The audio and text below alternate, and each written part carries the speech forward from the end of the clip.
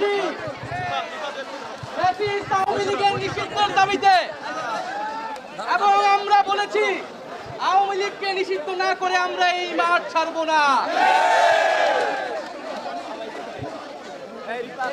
এই অন্তর্বর্তী সরকারের প্রথম দায়িত্ব ছিল আওয়ামী লীগকে নিষিদ্ধ করা।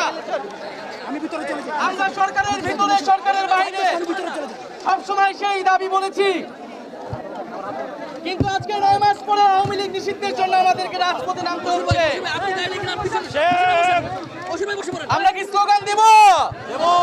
আওয়ামী লীগ নিষিদ্ধের দাবিতে স্লোগান হবে, এই ক্ষমতা না জনতা, আপোষ না সংগ্রাম, দালালি না রাজপথ, জেগেছে রে জেগেছে, ছাত্র সমাজ জেগেছে, জেগেছে রে লেগেছে, দিয়েছি তো রক্ত, কেন দেব রক্ত, ব্যান ব্যান ব্যান ব্যান ব্যান ব্যান ব্যান ব্যান ব্যান ব্যান ব্যান ব্যান ব্যান ব্যান আমার সোনার বাংলা, আওয়ামী লীগের ঠাঁই নাই, 24-এর